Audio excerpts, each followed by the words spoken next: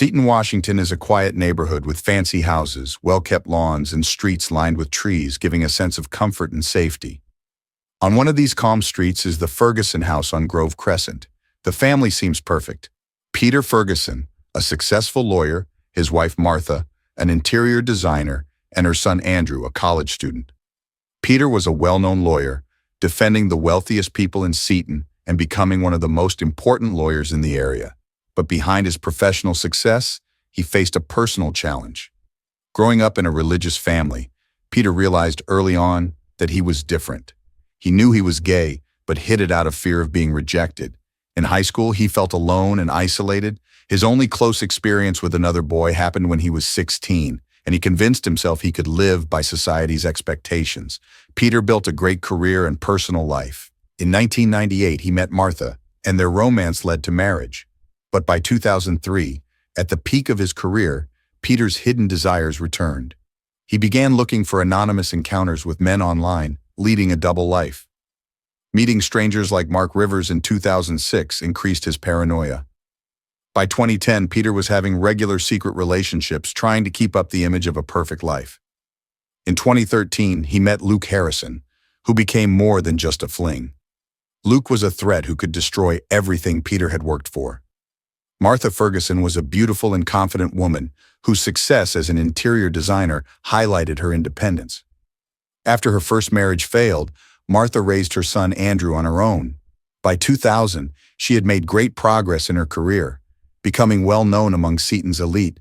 Full of energy and hard work, she took pride in her home, which she had lovingly made into a stylish and cozy space for herself and her son. July 1998 was a turning point for Martha. At a charity event she helped plan, she met Peter Ferguson, a successful lawyer whose charm caught her eye. Their romance moved fast, and shared interests, future plans, and mutual support made it seem like a perfect match. A year later, in August 1999, they got married, and Martha, with her 8-year-old son Andrew, moved into Peter's home. For Andrew, who was used to his mother being alone after his father left when he was 3, the change was tough. His father had left and never kept in touch. When Peter came into their lives, Andrew didn't quickly warm up to his new stepfather. He was distant and kept to himself, especially in the first few months.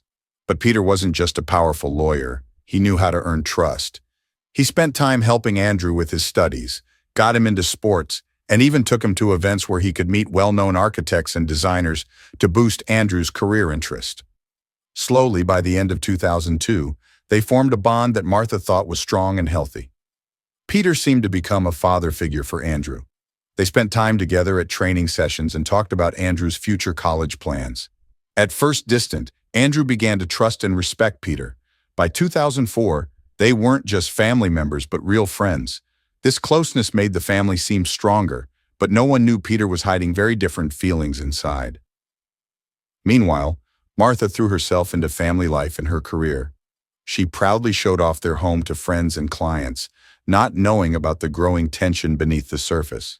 The Ferguson home was her safe place, where she balanced her creative work and her roles as a loving mother and wife. But her busy life and belief in the family's harmony made her miss the warning signs of trouble between Peter and Andrew. Now 21 years old, Andrew Wallace seemed like the perfect young man who had everything. His life appeared set. He was charming, smart, and successful. Andrew dreamed of a career in architecture, and his ambitions were clear to everyone who knew him. After enrolling at a top university in September 2012, he quickly became one of the best students in his class. Andrew wasn't just smart, he was also good-looking. Tall and athletic, he caught the attention of many girls at school. He had played tennis and swam competitively since he was a kid, and he stayed active in sports at the university, which kept him in great shape and made him even more popular among his classmates. Despite this, his popularity didn't make him arrogant. Instead, Andrew was known for his kindness and eagerness to help others, which only made his friendship stronger. By 2013, Andrew wasn't just a bright young architect. He had become a star in his social circle. He often went to university events and meetings with professors and architects, thanks to the connections Peter had helped him build. These experiences only pushed his ambitions higher. Andrew saw a future where he wouldn't just build houses, but true works of art.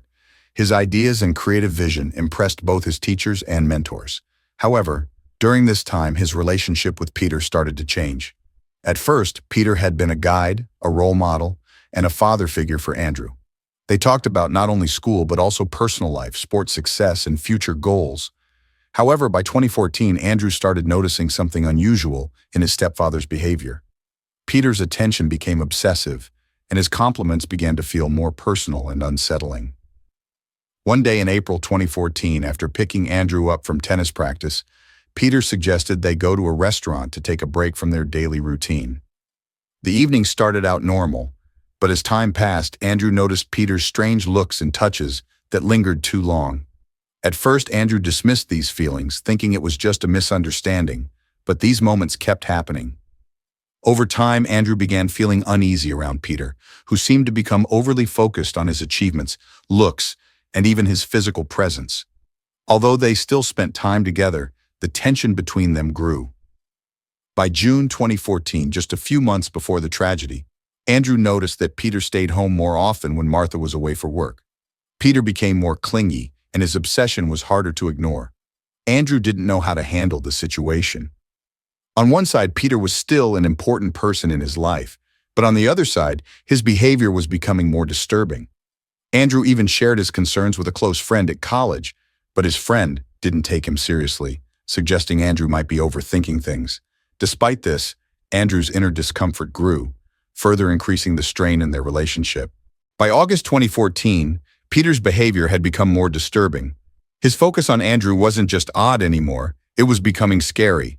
Andrew tried to spend less time with his stepfather, but this only made the tension worse. Since 2010, Peter Ferguson had been slipping deeper into a secret life of meeting much younger men. He used dating apps and visited exclusive clubs in big cities while hiding behind the image of a perfect family man. These encounters became his regular escape from the life he had trapped himself in, filling the emptiness of his suppressed feelings. March 2014 marked the start of Peter's downfall. During a business trip to Los Angeles, he met a 25-year-old man named Luke Hamilton at a private club. Luke was charming and confident, and Peter felt instantly attracted to him. They quickly became involved, but like in the past, Peter thought he could control the situation and keep it hidden. What he didn't know was that Luke was different from the others. He wasn't going to be easy to manage. In May 2014, things took an unexpected turn. Peter accidentally ran into Luke at a local bar where Luke was hanging out with some students. That's when Peter was shocked to learn that Luke was a classmate and friend of his stepson, Andrew. This encounter was the start of Peter's nightmare. Seeing Peter's fear and surprise, Luke began to sense that their connection wasn't just a coincidence. By June 2014, Luke had already started figuring out the strange relationship between Peter and Andrew. He began pushing Peter's limits, using manipulation in their interactions. Luke started appearing more often in places where he knew Peter would be, purposely increasing Peter's paranoia and fear. Peter tried to avoid Luke, cutting off contact and convincing himself that it would soon be over. But Luke had no plans to leave Peter's life so easily. July 2014 was a turning point. Peter was losing control of his feelings for Andrew. His secret meetings with Luke only made his inner struggle worse, and his obsession with his stepson became unbearable. Every day, Peter realized more that his feelings for Andrew had crossed a dangerous line. What started as a casual relationship with Luke had now become a serious threat to Peter's personal and professional life. Luke began showing up around Andrew more often, stirring Peter's jealousy and fear of being exposed. By August 2014, the tension reached its highest point. Luke began hinting to Peter that he knew about Peter's feelings for Andrew and could use that against him. Peter was trapped. His obsession with Andrew was out of control, and Luke was using Peter's fears against him. The perfect life Peter had worked hard to hide and control was starting to fall apart. Luke, realizing his connection with Peter was more than just a fling, began to play on Peter's deepest fears. Luke wasn't just another lover. He was a clever and calculating manipulator. Knowing about Peter's relationships with younger men and his obsession with Andrew, Luke decided to use this to his own advantage. He made his first demand to Peter, a large amount of money, threatening to expose his secret life. On August 10, 2014, Peter received the first message from Luke. "If you don't want your family to know who you really are, transfer $10,000 to this account." Luke threatened to reveal everything, not only to Martha but also publicly, which would ruin Peter's career. Shocked and scared, Peter, feeling extreme pressure, agreed to the demand, hoping it would stop the blackmail. But from that moment, Luke began regularly extorting money from him. Luke didn't stop there. He demanded that their intimate meetings continue, threatening that if Peter refused, he would reveal not only their relationship but also Peter's troubling behavior toward his stepson. Luke knew Peter was on the edge of breaking and skillfully used this to his own pleasure. Peter, terrified of being exposed, was forced to give in to Luke's demands, which only worsened his mental state. Peter was falling apart. He was losing control of his life as paranoia took over his mind.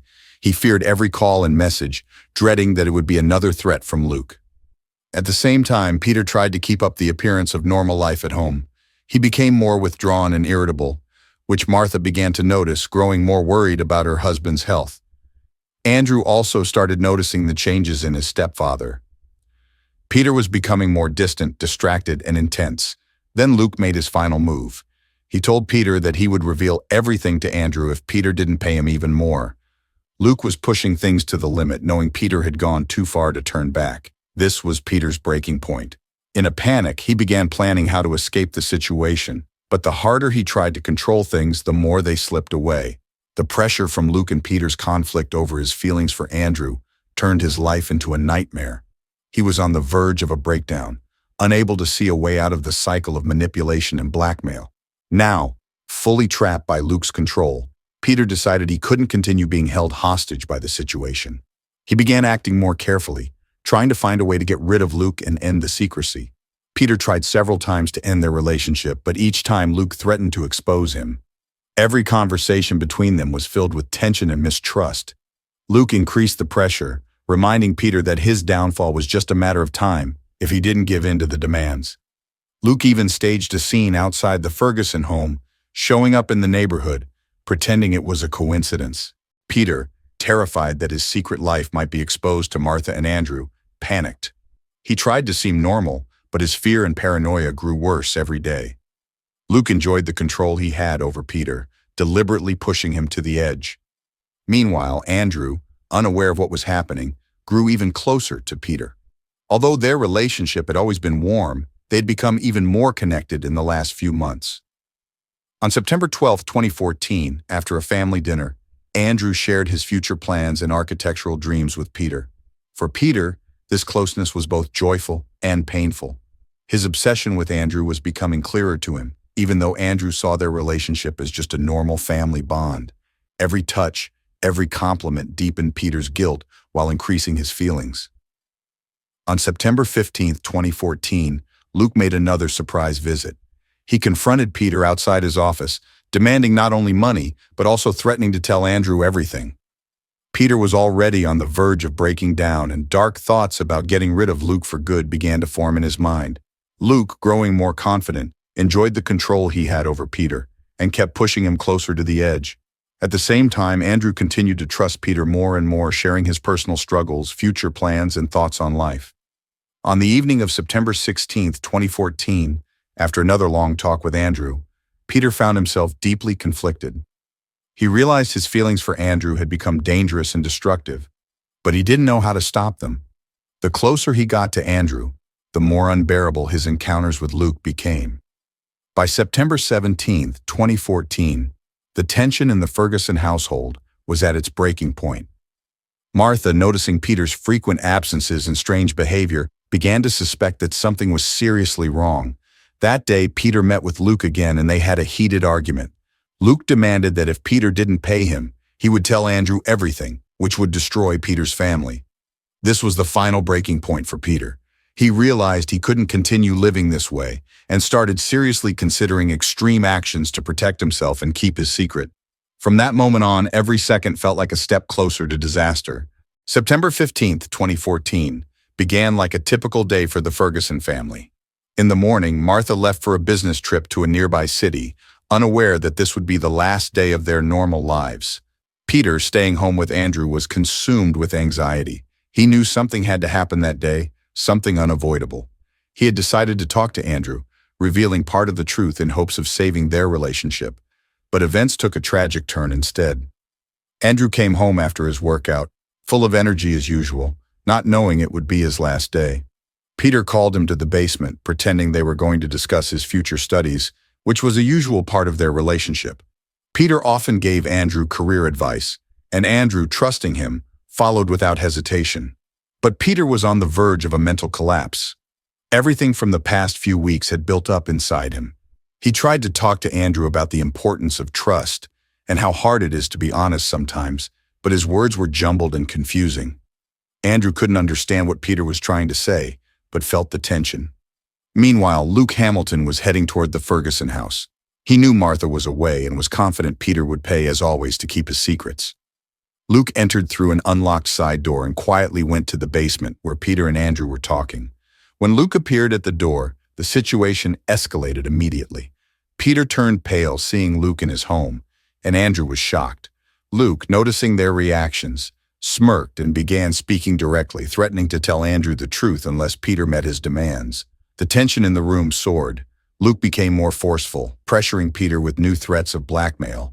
The argument quickly spun out of control. Sensing time was running out, Luke pushed Peter further, revealing more about their past. Andrew, shocked by what he was hearing, tried to intervene, but his efforts only made things worse. He demanded answers, struggling to understand what was going on. At this point, Luke, losing patience, shoved Peter aside and threatened violence. Pushed to his limit, Peter, in a fit of rage, lunged at Luke, and their confrontation became a physical fight. Andrew, horrified as his world fell apart, tried to separate them but couldn't in time. In the chaos, Peter accidentally shoved Andrew, causing him to fall and hit his head on a metal shelf. Andrew lost consciousness, and his injuries turned out to be fatal. Realizing things were spiraling out of control, Luke tried to flee, but Peter, now blinded by rage, hit him several times. The fight continued until Luke lay dead on the floor. Peter, in complete shock and horror, realized the two people who mattered most to him were now lying lifeless before him. He stood in the basement, surrounded by Andrew and Luke's bodies, his mind frozen. He couldn't grasp the full extent of what had just happened. What was meant to end his suffering had become a nightmare with no escape. September 15, 2014, at 3:30 p.m., Seton police received a call from a worried neighbor who had heard shouting from the Ferguson home. When officers arrived, they were met with a terrifying scene. Andrew and Luke's bodies lay in the basement, and Peter Ferguson sat on the floor, paralyzed with shock. In a state of confusion, he changed his story several times, claiming it was self-defense. He said Luke had broken in with threats and that the tragedy unfolded during the fight. As the police processed the crime scene, Peter, still in shock, continued to give conflicting statements. He mentioned blackmail, but didn't fully explain. Investigators found clear signs of a struggle, but suspicious marks on Luke's face and Peter's hands pointed to something more than just self-defense. As they searched for more evidence, the police made a surprising discovery. They found a hidden surveillance camera in the basement. When they reviewed the footage, they found parts of earlier arguments between Peter and Luke, raising doubts about Peter's self-defense claim. Luke's phone also revealed messages and emails exchanged with Peter, filled with hints of blackmail, threats, and money transfers. This discovery shocked the investigators. It was now clear that this wasn't just a sudden fight, but the result of long-hidden secrets and growing tensions. Peter was taken into custody for further questioning. Investigators started to put together the pieces of his life, revealing his secret relationships with men, including Luke. As more details about his double life came to light, it became clear that this was not just a tragic event, but the outcome of years of hidden emotions, manipulation, and buried desires. On September 16, 2014, under the weight of the evidence and pressure from investigators, Peter Ferguson decided to confess. He admitted the full truth about his relationship with Luke, the blackmail, and the threatening messages that had pushed him to his breaking point. The hardest part for Peter to confess was his feelings for Andrew, which had crossed all boundaries and allowed Luke to manipulate him so easily. Peter explained that this inner conflict led to his complete breakdown on that fateful day. After hearing Peter's full confession, the shock hit everyone involved, especially Martha. For her, learning that Peter had developed unhealthy feelings for her son was a crushing blow. She couldn't believe the man she trusted most had been living a double life and was capable of such betrayal. Martha, devastated, struggled to process what had happened, realizing that her family had been destroyed from within. Peter's emotional collapse also became clear to investigators.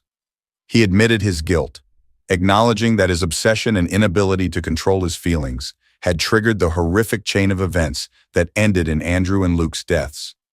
His confession revealed the dark, hidden struggles that had been brewing in his life for years. This marked a turning point in the investigation, as detectives now understood that this case wasn't just about blackmail, but also about repressed emotions, dangerous obsessions, and deep internal conflicts. By October 2015, the trial of Peter Ferguson began, a year after the tragedy. The case drew a lot of public attention due to the shocking details uncovered during the investigation. The prosecution sought a life sentence for the double murder of Luke and Andrew. Their argument focused on Peter's betrayal, his manipulation, and his suppressed desires, which led to devastating consequences. In the courtroom, the focus was not just on the killings, but also on the hidden motives that had poisoned the family for years. Peter's defense team tried to argue that he was emotionally unstable and manipulated by Luke. They painted Peter as a victim of blackmail, who had been driven to desperation. They claimed Peter acted under extreme psychological pressure and couldn't control his emotions, which led to the tragedy. The defense stressed that Luke had played on Peter's suppressed emotions and pushed him to the edge. However, the prosecution told a different story. They argued that Peter was not just a victim, but a man who had hidden dark secrets for years and betrayed those closest to him. The prosecution focused on Peter's obsession with Andrew and his secret relationship with Luke, which had ultimately triggered the murders. Key evidence included surveillance footage from the basement and messages between Luke and Peter, revealing their conflict and Luke's blackmail. On November 17, 2015, the trial ended with Peter being found guilty of double murder. The court sentenced him to life in prison without the possibility of parole. The judge called Peter's actions deeply selfish and destructive, emphasizing that his secret desires and obsessions had led to the deaths of two young men. This marked the end of Peter's life as a free man and destroyed any remaining trust people had in him. Martha, who had attended every court session, was heartbroken. She couldn't understand how the man she had loved and trusted could commit such terrible acts. Her life had been shattered in an instant. Losing her son and being betrayed by her husband forced her to start her life over from nothing. Martha could no longer answer how long Peter had been living a double life or why she hadn't noticed the signs. Seaton, a small, close-knit town, was deeply shaken by the revelations of this case. The local media quickly picked up the story, making it one of the most talked-about events in the area. People were shocked at how long Peter had lived a secret life and how his dark desires had led to such a tragic end. Neighbors, when interviewed, said they had always seen Peter as a model citizen and devoted family man, never suspecting his hidden desires or his horrific actions. Friends of the Ferguson family were equally stunned by the news. Many couldn't believe that Peter, whom they knew as a respected lawyer and caring father, was capable of such things. The community didn't just focus on the tragedy itself, but also struggled with the larger question of how such secrets could exist in a seemingly perfect, close-knit town. This case also brought attention to issues like blackmail, repressed emotions, and how hidden desires can destroy lives. Journalists and community leaders started talking about the importance of recognizing early warning signs and warning people against living in secrecy and suppressing their true feelings.